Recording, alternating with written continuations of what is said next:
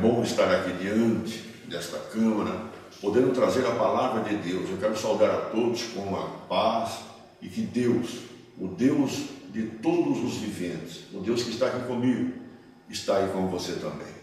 E Deus quer nos abençoar. Deus quer cada dia mais e mais que a nossa vida seja uma vida produtiva, seja uma vida boa, seja uma vida maravilhosa. Eu gostaria de ler para a nossa meditação nesta noite, lá no Evangelho de Lucas, no capítulo 12, lá no versículo 16 em diante, diz assim: e propôs-lhe uma parábola, dizendo: a herdade de um homem rico tinha produzido com abundância, e arrazoava ele entre si, dizendo: que farei?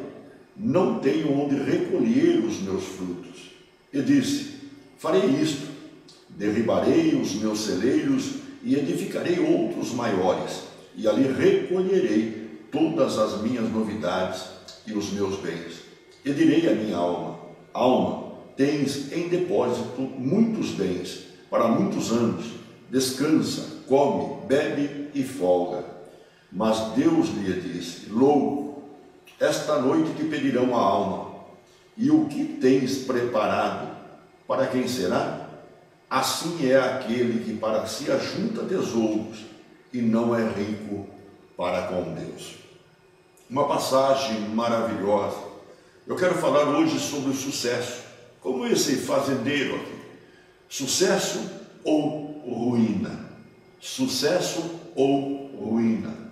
Esse fazendeiro, nós vemos aqui, ele teve uma grande colheita, semeou, colheu com fartura, até mesmo derribou celeiros pequenos, edificou outros celeiros maiores, e ali ele pôde colocar todos os grãos, as sementes da colheita.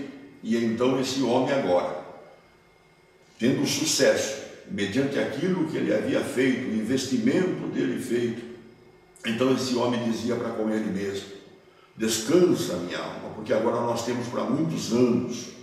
Um homem que teve um sucesso, um homem que foi um vencedor, um homem que trabalhou. Mas é interessante, sucesso ou ruína? Quando nós falamos de riqueza, quando nós falamos de adquirir bem, nós logo lembramos do maior homem, o homem mais rico do mundo, esse é Salomão. No livro de Eclesiastes, este homem, o homem mais rico e bem-sucedido que já existiu. Salomão, ao lamentar sobre a sua vida, no livro de Eclesiastes, ele usa o termo vaidade. Vaidade, 31 vezes assim ele escreve. 31 vezes assim ele escreve sobre essa palavra vaidade. Mas veja, para esse rei as lutas desde a mocidade e não vencidas na maturidade lhe trouxe infelicidade, desvio e também ruína. Salomão então afirma nesse livro de Eclesiastes 3 frases maravilhosas. Ele diz: sujeitar-se totalmente ao Senhor.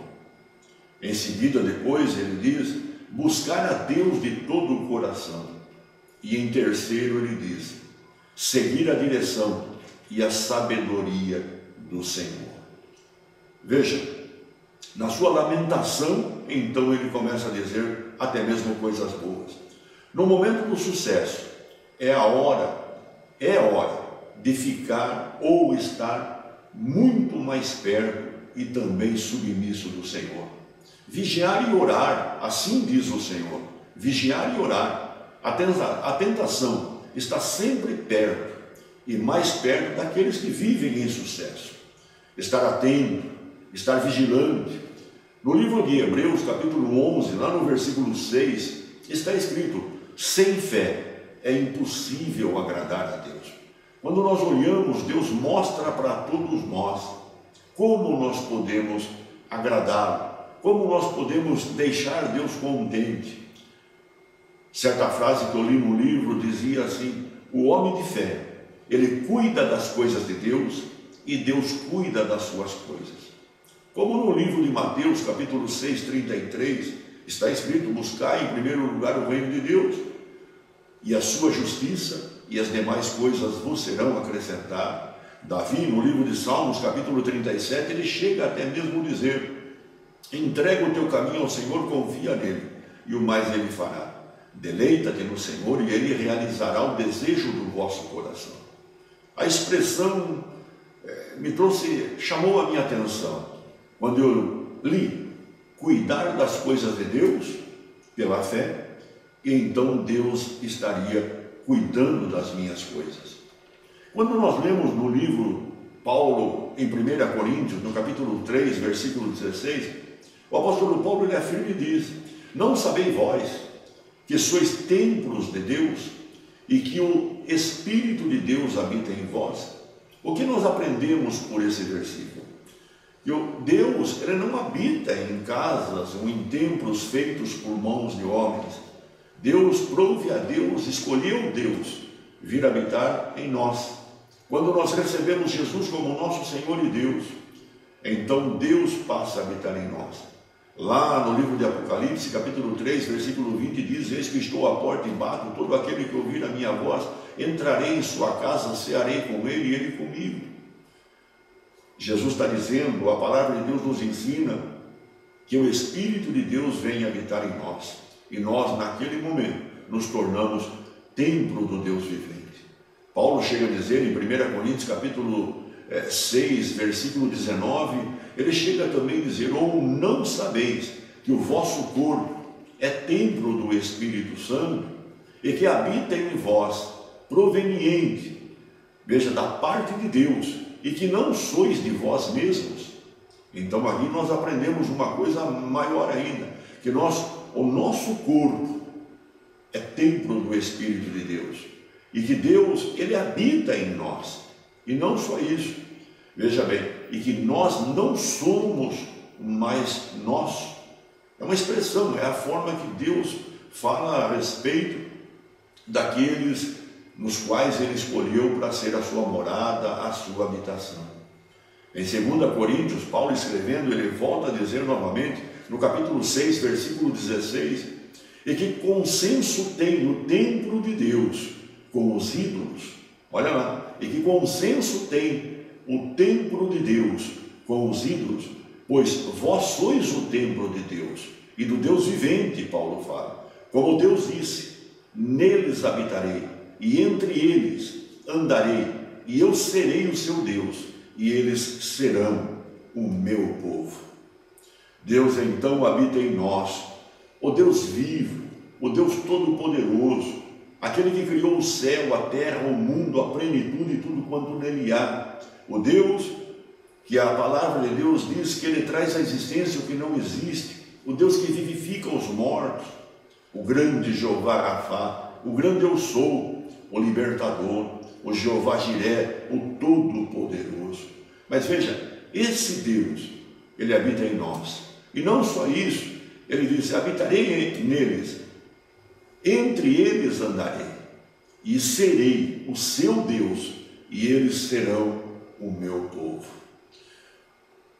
Veja, se a nossa fé deve agradar a Deus, o primeiro passo para todos nós que queremos agradar a Deus, o primeiro passo: tudo em mim deve estar de acordo com a palavra de Deus, que é a sua vontade. A palavra de Deus é a vontade de Deus expressa para todos nós. Por isso que, no Evangelho de Mateus, no capítulo 7, nós encontramos Jesus ali. Jesus faz uma analogia mostrando a árvore boa produzindo bons frutos e a árvore má produzindo maus frutos. A pergunta fica: qual é o fruto que eu estou produzindo? Que tipo de árvore eu sou? Árvore boa produzindo fruto bom ou árvore má produzindo fruto mau? Deus disse: sem fé é impossível agradar a Deus. Muitas vezes trocamos, queremos que Deus venha cuidar de nós, que Deus venha fazer milagre em nossas vidas, queremos que Deus venha nos prosperar, e tudo isso Deus deseja fazer.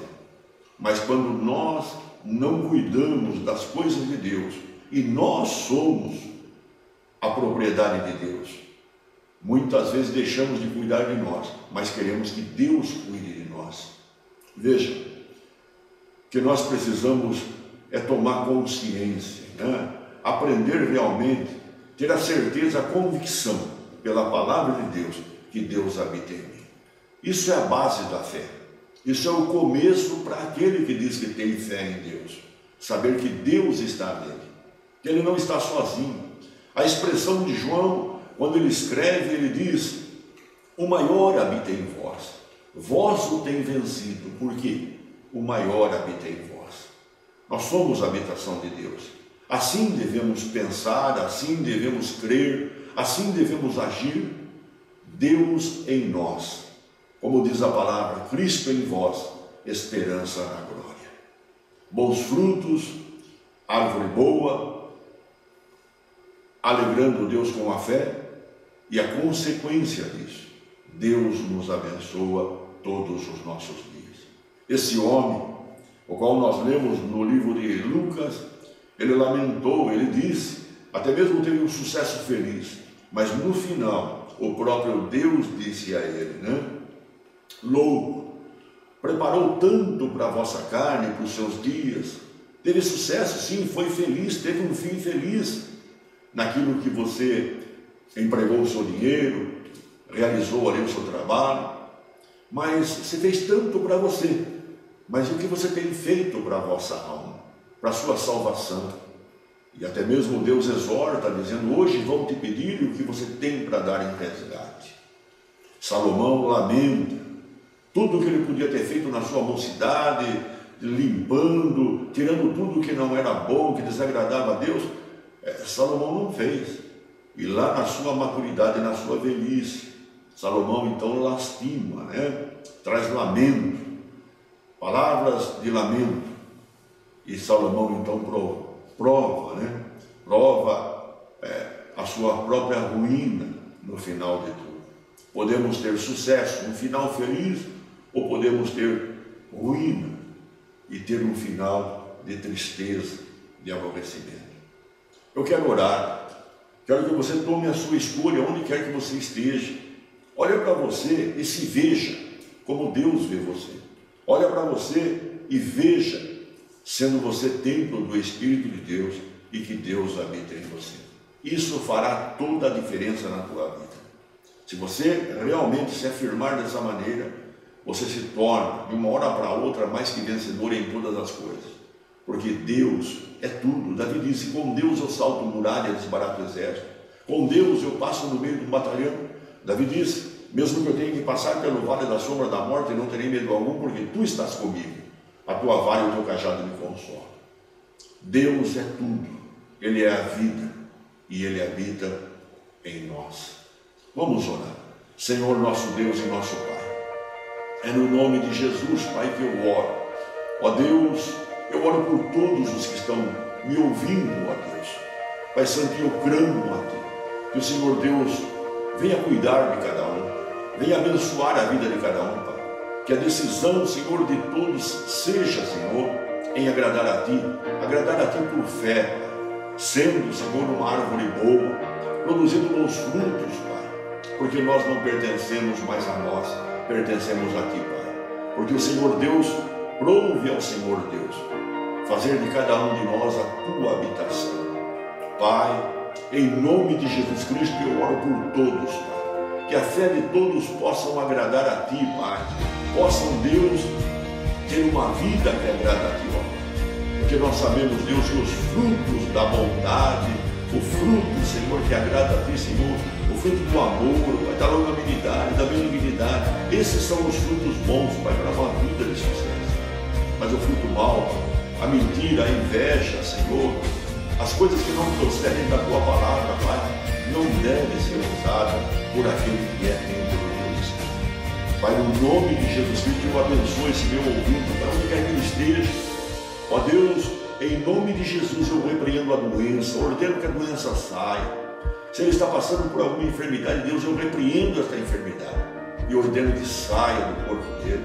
Ó Deus, em nome de Jesus Cristo, Pai, eu oro, Deus, para aqueles que estão desempregados, para que, Deus, a porta do emprego seja aberta, Pai, e que eles possam trabalhar, ter um bom salário, Senhor, viver cumprindo a Tua palavra que diz, com o trabalho das minhas mãos comerei feliz serei no que virá. Pai, eu abençoo cada lar representado, cada família, abençoo a união conjugal, abençoo os filhos, Pai.